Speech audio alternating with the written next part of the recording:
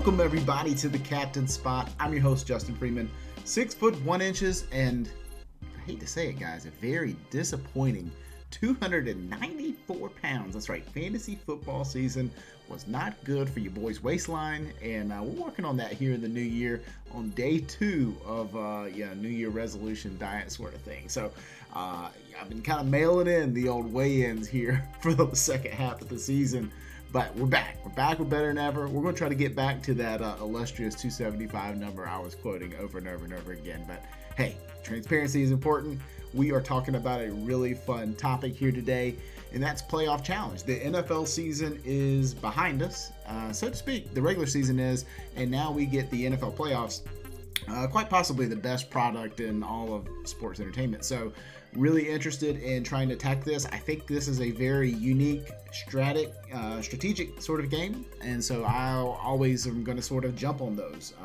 If you're unfamiliar, there is a format over on the FFPC as well as the NFC. There's probably a number of different other platforms that have some products similar to this, but essentially what it is playoff challenge. You select no more than one player from all of the 14 teams that are available in the playoffs. You'll remember that there's not 12 teams this year. There's 14. The NFL added another team, so that's going to be really interesting for us. So we'll hop into a little bit of that strategy. Let's kind of start the groundwork with the rules here. That's going to be a really important thing for us to know. So, I mentioned, there's 14 teams playing. What we will be asked to do is fill out a 12-man roster spot.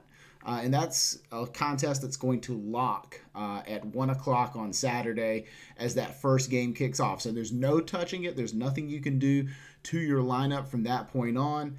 You basically have to draft the best team, and it's going to keep track of cumulative scoring for you throughout the entire tournament. And so basically what you'll be asked to do is create 1 quarterback, 2 running backs, 2 wide receivers, 1 tight end, 1 defense, 1 kicker, and 4 flex players. That's going to total up to 12 different roster spots. As I mentioned, there's 14 teams. So that means 2 teams you will not have any players from at all. And it's a maximum of 1 player per team.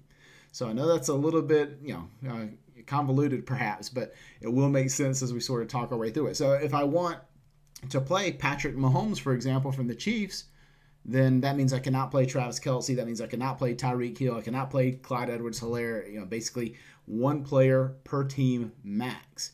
And another thing to consider is, the positional eligibility for these guys. And also another key factor to consider is that the Super Bowl scoring is doubled. So it's very, very important that you have, primetime playmakers eligible in the Super Bowl. If you think it's going to be a Kansas City Green Bay Super Bowl, it would make sense to have an Aaron Rodgers or a Patrick Mahomes likely in your lineup.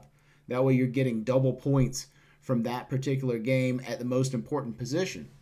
And so it's really interesting as we're thinking about, some of these teams that we don't expect to make a big run, how do they fit into our strategy? Obviously, we're trying to save a lot of bullets for later, but to a certain point, the cumulative scoring is going to be really important. So let's take 2 guys, for example. Let's compare playing Patrick Mahomes versus playing Josh Allen in our lineup this week. And strategically, how would we have to consider that? Well, the great thing about Patrick Mahomes is that he's already into round 2. He's 1 step closer to getting to the Super Bowl where he'll get double points. So that's a great situation for us to be in, having a quarterback scoring double points. Patrick Mahomes in the Super Bowl is going to project for, 28 fantasy points, give or take. And so in that situation, turning that 28 into 56 would be a really, really big deal. However, let's consider the path he would have taken to get there. He would have won in the divisional round. He would have won the AFC Championship game. And then the result of the Super Bowl really doesn't matter. Just the fact that he's there and accumulating points. We don't care if the Chiefs win or not if he's our quarterback. Obviously, we just want him to score a crap ton of points. So 3 total games, 1 of which counts double. Good situation for Patrick Mahomes. Now as compared to Josh Allen. Now, Josh Allen is involved in this wild card weekend. And so if he were to make an appearance in the Super Bowl, he would have played wild card weekend, divisional weekend, conference championship weekend, and in the Super Bowl where scoring is doubled. So he'll have 4 total games under his belt as compared to only 3 for Patrick Mahomes, and 1 of which is doubled for each of those players. So it kind of makes you think, well, if I could land a wild card quarterback who lands in the Super Bowl, that's the best case scenario. That's what we're looking for. That's where we want to be. But we know that the Chiefs are overwhelming favorites to end up in the Super Bowl from the AFC side. Currently have a 46.6% implied total to get there. So without further ado, why don't I just sort of pull up my sheet here? I've created a sort of handy dandy guide for us, and I know I'll make this available via podcast and YouTube. So probably be a little bit better suited for YouTube, but I'll try to talk our way through this as much as I can.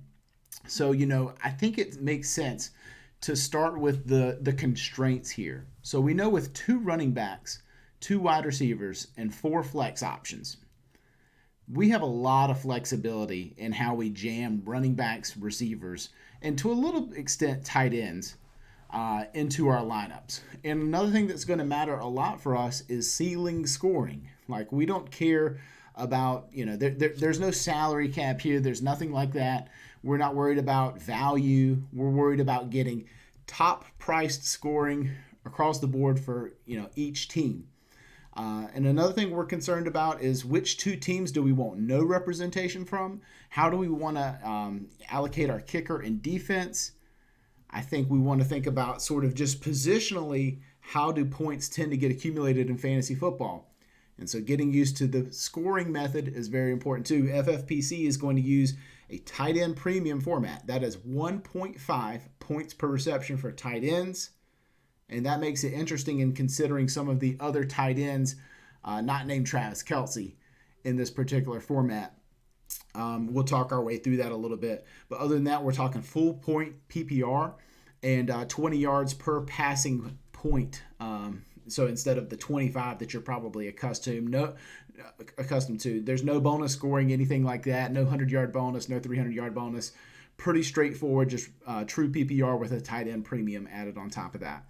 So that does boost Travis Kelce. But I think overall, as we are talking about sort of ceiling plays, like let's just say, for example, let me pick the Pittsburgh Steelers, for example. Let's say we feel pretty good about their likelihood to play 2 games throughout the playoffs at a minimum. We think there's a good chance that they beat the Browns in week 1, where we see that there's a 67% chance that they do so.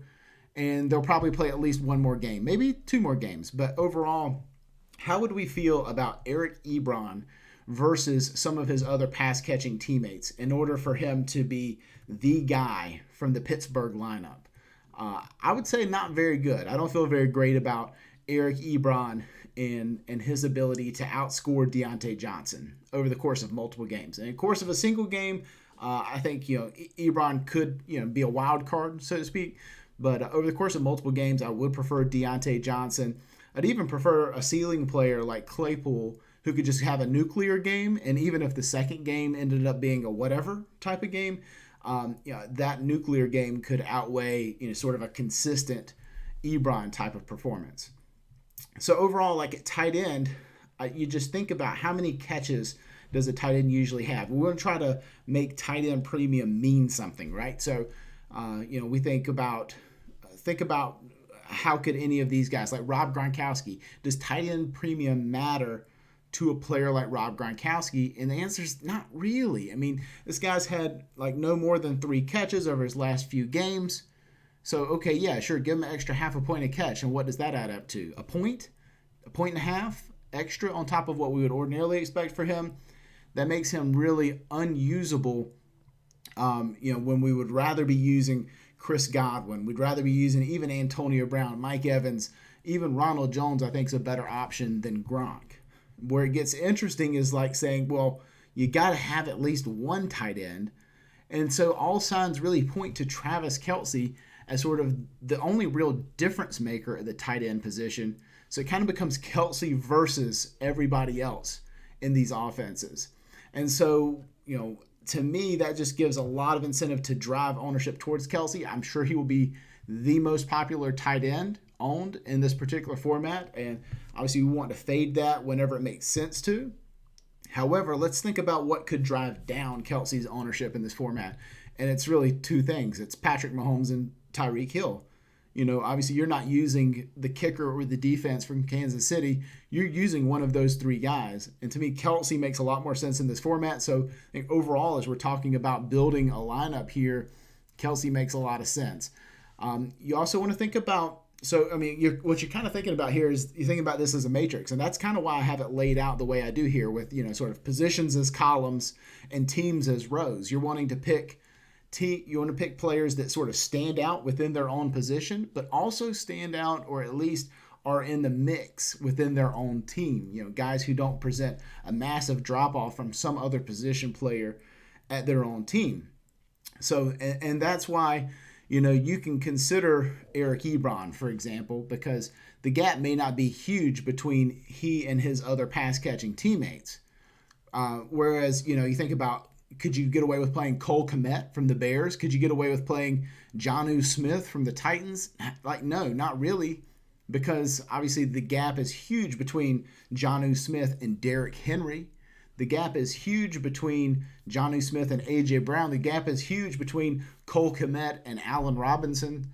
So overall, we are, kind of fading guys where it doesn't make sense positionally or it doesn't make sense within the construct of their own team. Okay, so that's sort of a tight end thought process. Let's also think about the fact that we don't get to choose two of the teams. Okay, so two teams we will have no representation from at all. Okay, well, who does it make sense to have no representation from? Well, it makes sense to have no representation from teams that you think could be one and done in this tournament. And ordinarily, we would think about one and done as simply teams that are playing on wild card weekend up against a strong opponent. Say Washington football team against the Bucs. They're heavy underdogs in that game. So overall, you could consider playing nobody from Washington football team because there's very little chance that that player goes on to score points in the second weekend of the playoffs. Okay, so we want to be fading players that we think could lose early. One sort of, maybe commonly misunderstood thing is you could also fade players that have a first round bye, right? Because those are also teams that could go one and done. Now, they're already in round two, but that doesn't necessarily help in terms of their ability to just go one and done. They could, for example, Green Bay Packers, if they draw a tough game in week 2, like let's just say they're playing the Bucs in week 2 and the Bucs win, well then Aaron Rodgers and company just went one and done. You could have faded the Packers and probably been okay. So overall, you're wanting to fade somebody who's going to go one and done. And the same thing's kind of true with kicker and defense, right? Just because of the way we know points are scored. We know, primarily, quarterbacks are going to score the most points.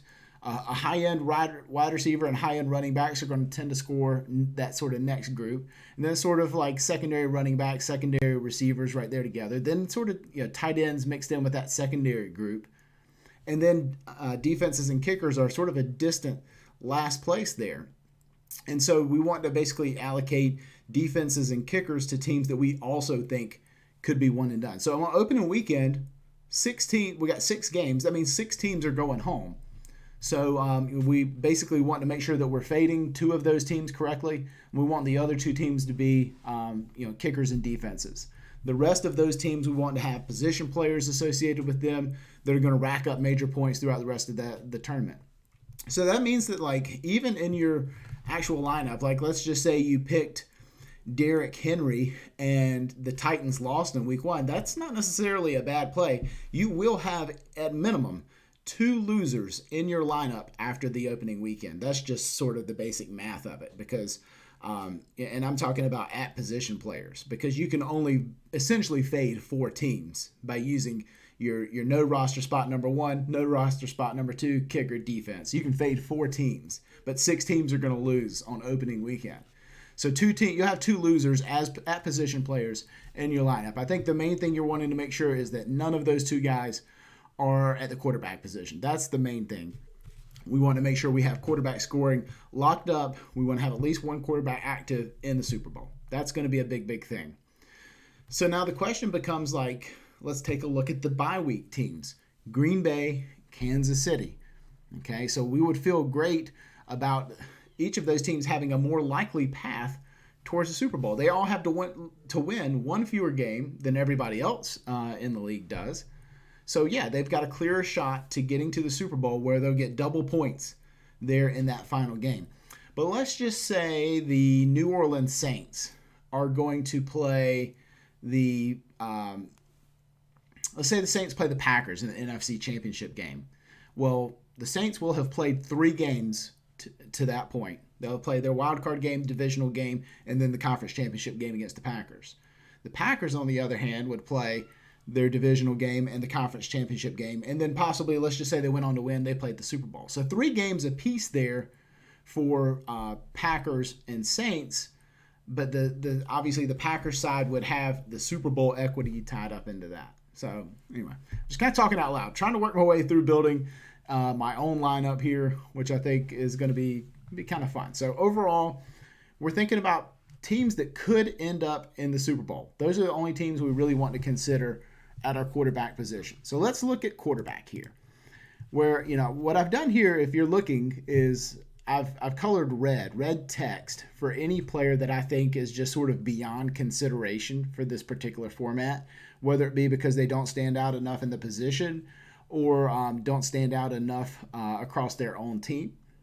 So at the quarterback position, I have gone ahead and eliminated Phillip Rivers, Baker Mayfield, Ryan Tannehill from the AFC side. Obviously, each of those players are dogs in their own first games, and so that makes sense for a reason to just eliminate those players right off the bat. And the same thing I did with the NFC: Trubisky, Goff, Alex Smith. While any of those teams could theoretically end up in the Super Bowl, we're talking like a less than 7% chance for any of those guys. Really, Goff and Jared Goff is dealing with an injury situation. He may not even be playing opening weekend for the Rams. So overall, you can see I've got a column here for how likely they are to win their opening game, their wild card game, and how likely they are to make a Super Bowl appearance. Now, like I said, we don't care about Super Bowl wins. We just care about Super Bowl appearances in this particular contest. So that leaves us with Josh Allen, Ben Roethlisberger, Lamar Jackson, and Pat Mahomes on the AFC side. So thinking our way through that, we would obviously prefer either of Josh Allen, Ben Roethlisberger, or Lamar Jackson. We'd prefer those guys if we thought that they could be the team that got to the Super Bowl. Pat Mahomes is good if the Chiefs can get there, but he's not going to give you as big of an advantage as a team that won 4 games and got to the Super Bowl. So want to make that clear a little bit. We think about, how does Josh Allen, if we wanted to pick a Bills Super Bowl appearance type lineup, what would Josh Allen have to do? And does it make more sense to play Josh Allen versus his teammate Stephon Diggs? Because really, Allen and Diggs are about the only 2 players we can consider playing from Buffalo. And if they're going to make a run, you're going to want one of those 2 guys in your lineup. So it helps when we start eliminating guys, process of elimination, things that don't make sense. Now the Steelers, I know the Steelers have been cold here recently, but could Ben Roethlisberger and the Steelers make a Super Bowl run? I don't think they're dead to get there. They've certainly been showing some kinks in the armor, so to speak.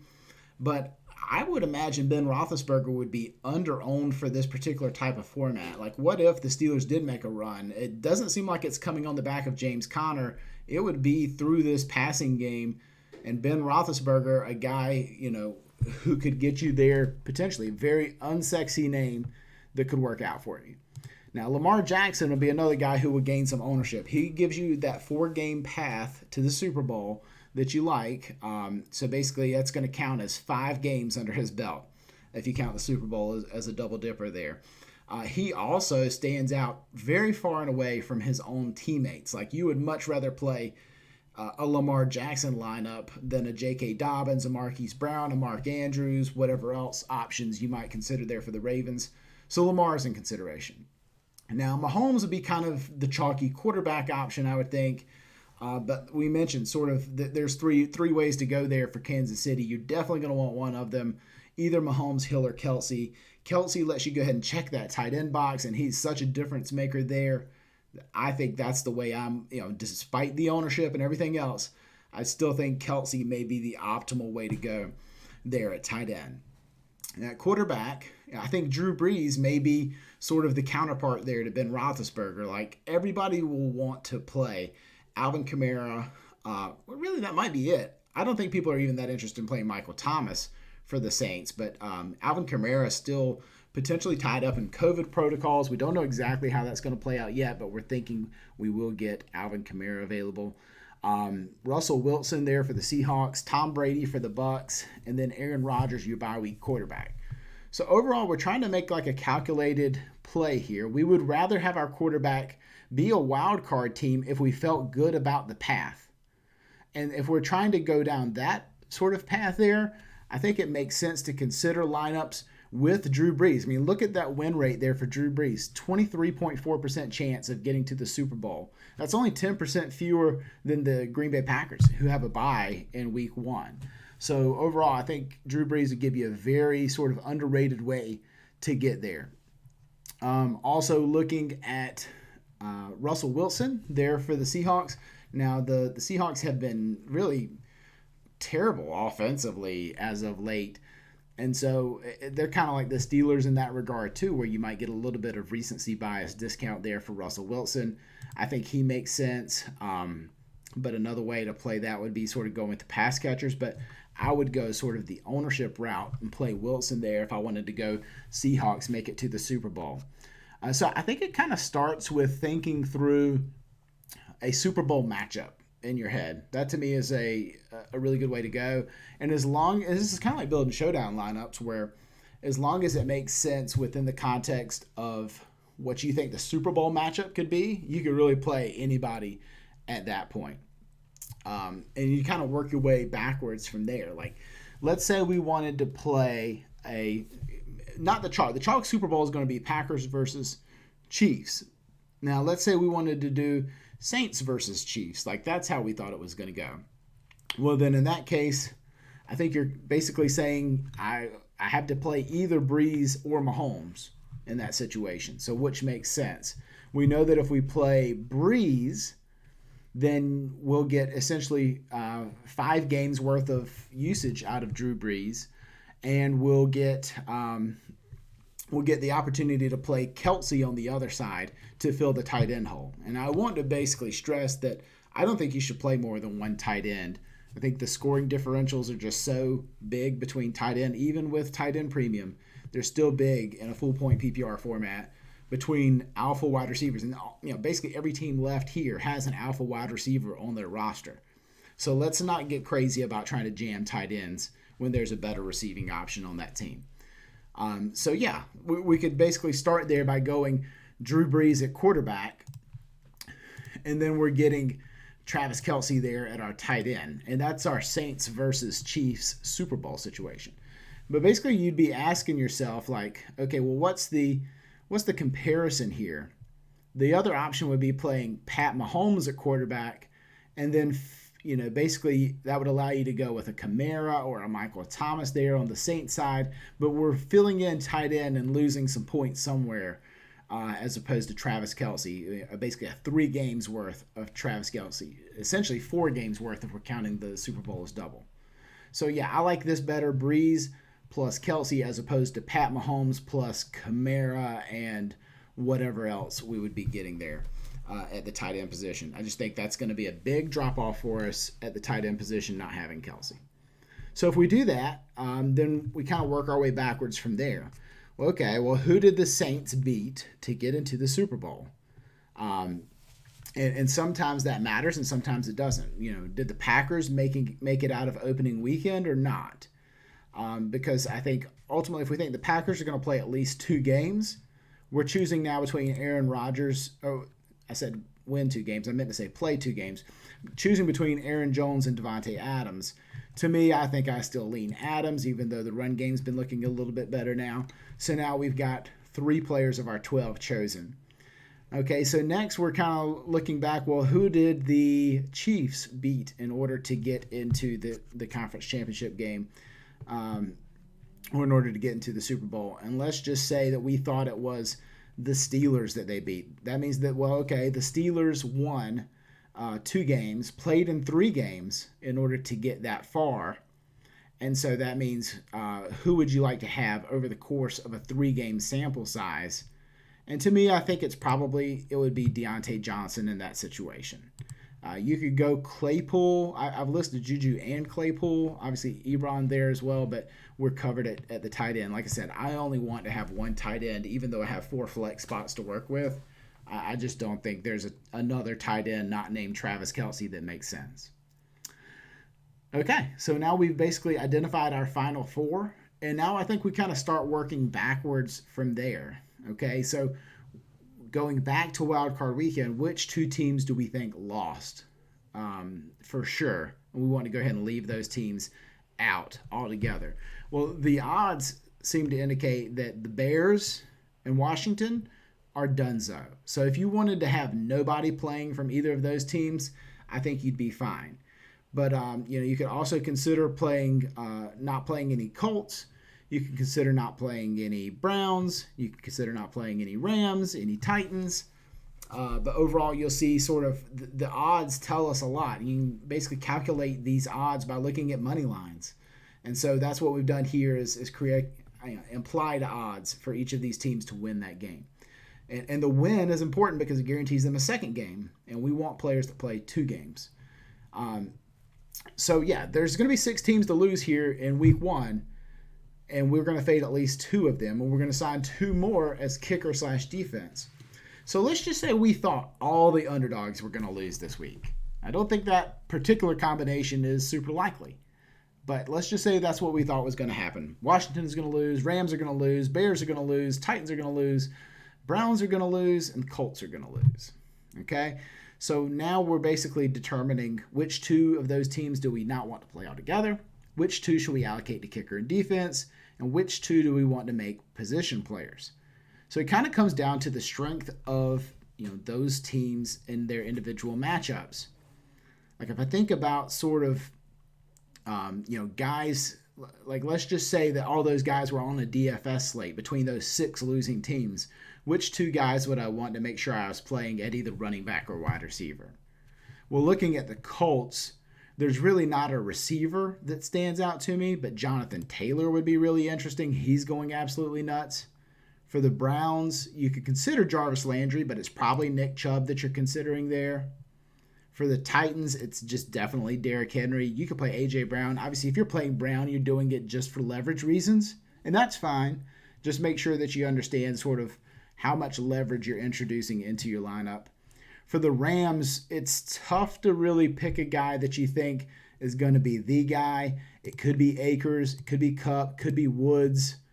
Overall, I think that just makes them more and more look like a team that I just wouldn't want a part of, particularly if Jared Goff's not going to play. To me, they just seem like a great team to fade. For Washington, it's probably not going to be Antonio Gibson, especially going up against the Bucs run D. It's probably Terry McLaurin. Could be Logan Thomas, but probably Terry McLaurin since we've already got Kelce at tight end. So overall, what I do is I'd compare each of those top names that we just said. And how do I feel about them? Well, I like the idea of Jonathan Taylor being one of those 2 guys. He stood out to me as being one of the 2 best options that we talked about, as did Derrick Henry. And if that message would go away, that'd be great. Okay, so now I've got 2 losing teams, 2 teams that I think are going to lose that are now represented in my lineup, which is a weird way to go. But now what I'm going to do is pick 2 more teams that I think are going to lose and make them my kicker and defense. And that's basically going to, process of elimination, leave out 2 teams. So, basically now I'm choosing between Browns kicker defense. Okay, Cody Parkey, you don't feel great about him. I'm choosing between, let's see here, the Bears kicker defense. I guess I didn't really talk a lot about David Montgomery. I guess he could have been in consideration there with Jonathan Taylor, Derrick Henry. But Bears kicker defense going up against the Saints. Be tough for me to be too bullish on a team that I think is going to, whose opponent is going to the Super Bowl. Okay, so I might want to be a little cautious there. Rams kicker defense and Washington kicker defense. Okay, well, I actually know that Washington's defense is really good. That's probably the only reason that they're in the playoffs right now, and the fact that they play in the NFC East. So maybe I want to go ahead and make their defense my defensive choice. And then I want to pick a kicker from a team that I think could score a lot of points, but it's not in a great situation to advance. And let's just go ahead and call that team. Let's make it Cairo Santos. He'll be playing in a dome game. Perhaps it's high scoring. We're pulling for Drew Brees to score lots of points anyway. Maybe that's why we go Cairo Santos. So now we've got 1, 2, 3, 4, 5, 6, 7, 8 of our 12 players selected. And now what we get to do is we've basically eliminated a couple of teams from consideration. We basically went through this whole thing and did not choose any of the Rams guys. Okay, so we can go ahead and remove them from our consideration. And we made it through the whole thing and did not pick any of the Browns guys. So we can remove them from our consideration. So now we've got 4 more roster spots left to choose, all from teams we think are going to win but not get too far. Okay, so basically we're going to go line by line here. The Bills. Stephon Diggs stands out like a sore thumb. Basically our only 2 options here were Diggs and Josh Allen to choose from. We're going to rock and roll with Diggs there. Okay, so far we have 2 running backs on roster. We have 3 wide receivers now and 1 tight end. Okay, as long as we have at least 2 running backs and at least 2 wide receivers, we're good to go. Okay, so now we need to pick a Raven. Okay, so it's now between J.K. Dobbins, Marquise Brown, and you could choose Mark Andrews if you wanted. I don't think I wanna, but I'm going to pick J.K. Dobbins here. I think J.K. Dobbins could just have a massive ceiling game, and we think he's going to lose. We think he's going to win. So basically we're thinking 2 games of J.K. Dobbins versus 2 games of Marquise Brown. And I'm going to lean Dobbins here in this situation. Okay, we've got our Chief, we've got our Bear, we've got our Saint. Now we are looking at the Seahawks. Okay, Chris Carson versus DK Metcalf versus Tyler Lockett.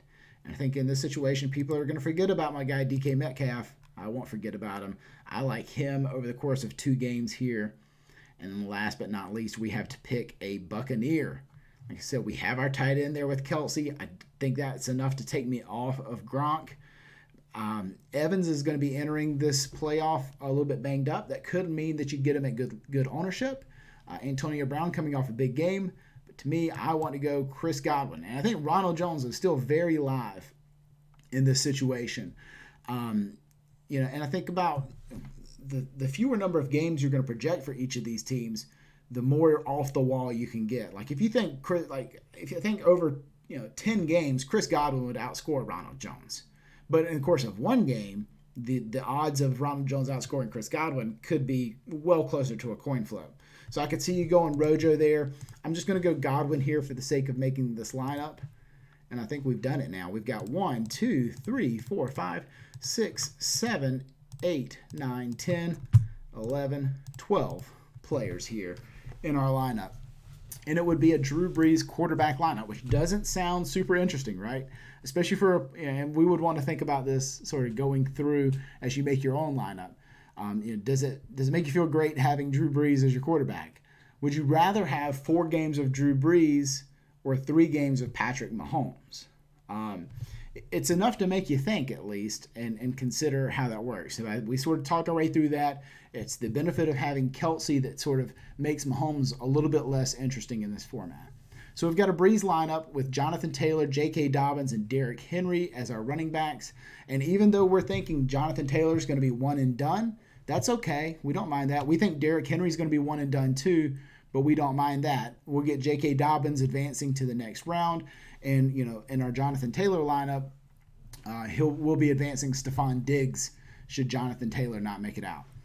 But we really need the Steelers to beat the Browns because we have no Browns representation. We don't want the Browns to be playing again in week 2 of the playoffs. We need Deontay Johnson to come out and have a big game in week 1 and at least one more decent game after that to win this thing. So that's one of our receivers there. We've got at our other receiver positions, we've got DK Metcalf for the Seahawks. And we really need the Seahawks to beat the Rams because if the Rams win this game and we have no representation, then we're just dead. I mean, if any of the teams that we completely faded win, then we're dead. That's just it. So we want to be really confident at which teams we want to leave off our list altogether. Okay, and a similar thing is true with our defense and our kicker. Although you get just a little bit of hedge there, because at least getting some kicker points in week 2 is better than getting just 1 week from a position player. So we've got Chris Godwin also at our receiver position, and Devontae Adams. Pretty star-studded receiving group there. I'm a little nervous about Deontay Johnson. I think there's at least a reason why you could consider a path for Browns beating Steelers and working backwards from there. But let's not forget about how good the Steelers are. I mean, they've played good football for most of the year, even though they have their warts for sure. So at tight end, we have Travis Kelce. It's a 1 tight end lineup. It's a 5 wide receiver, 3 running back lineup. Cairo Santos at kicker, Washington at defense. And so, if you felt like Washington was just a stone cold lock to lose in week 1, you could fade them and not make them their defense. You could just, move your auto fade down to Washington, play Rams D, for example, if you thought the Rams had a better chance of making it to week 2. But at a certain point, like the raw points that you put up in your lineup are going to matter a lot. So overall, that's just kind of like my thought process. And so I think this is sort of a, strategic look at how to make a lineup. I think, just trying to limit your player pool is going to be a big way to start. I think sort of, starting at the end of the result and working your way backwards, and then also starting at the front and working your way forwards, and meeting in the middle there as you make your lineup makes a lot of sense. Projecting out how many games you think each team is going to play, it all makes a lot of sense. Consider the fact also that the NFL uses a reseeding formula. Like if the it's not like NCAA brackets or something like that, where the winner of the 1-16 game is going to play the winner of the 8-9 game. The 1 seed in the NFL is always going to play the lowest remaining seed available.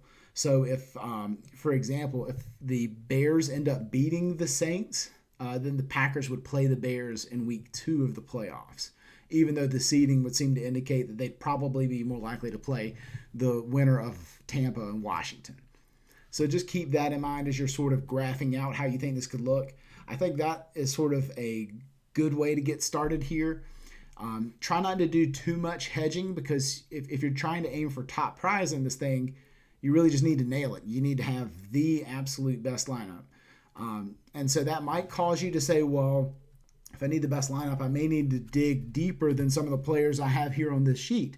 And yeah, maybe you do. And you may want to play some of the guys that I've got marked in red. I have listed any player that I think has no real chance at popping in red. The rest of the guys in black I think are eligible for consideration. But, I think where this gets really interesting is consider some of the teams that we think are going to be one and done. You could get really unique at picking those position players. For example, we think the Titans are going to lose week 1. So what are the odds that Derrick Henry is his team's leading scorer at a position? Probably north of 50%, but not 100%. It could be A.J. Brown. It could be Corey Davis. So, you can consider any of those guys on teams that you think are going to be one and done. And that's where you can insert leverage, get really unique. And let's just say in that situation, you play Corey Davis and Corey Davis goes for 180 and 3 touchdowns, then yeah, you probably are going to need Corey Davis on the losing Titans in your lineup to win this thing. So yeah, I think thinking about major performances by losing players is going to be a way to get unique. So I'd say you want to make sure that your construction is a little bit different than what everybody else will be doing. Think about it. Obviously people are going to be pulled to Travis Kelce. There's no doubt about it. So, but the difference between choosing Cairo Santos, let's just say you and I have the same exact lineup, but I chose Cairo Santos and you chose Matt Gay, and Matt Gay outscores Cairo Santos in week 1 and both teams get eliminated, then I'm dead. You have blocked me if the rest of our roster is the same. There's no way that I can beat you. And that's after the first weekend. So you don't have to get super duper unique, but and this thing is not mega large field. So just a lot of different ways that you can consider approaching it. Overall, that's A lot of information. I hope you guys have what you need in order to win. This is obviously set up here at the FFPC. I think it's a really cool format. They have the $200 main event. They also have the $35 Football Guys Challenge. It's a lot of fun. There are similar things going on at NFC and some of the other places. I've got a 1.5-year-old who is screaming his lungs out right outside this door. It is lovely. That's going to do it for us here this week. Happy playoffs to everybody. We'll be back soon with a traditional episode of the Captain Spot as we look at our Saturday night, Sunday night showdown contest. We can't stop now. We got a lot of money to make. See you guys soon, and happy playoffs, guys.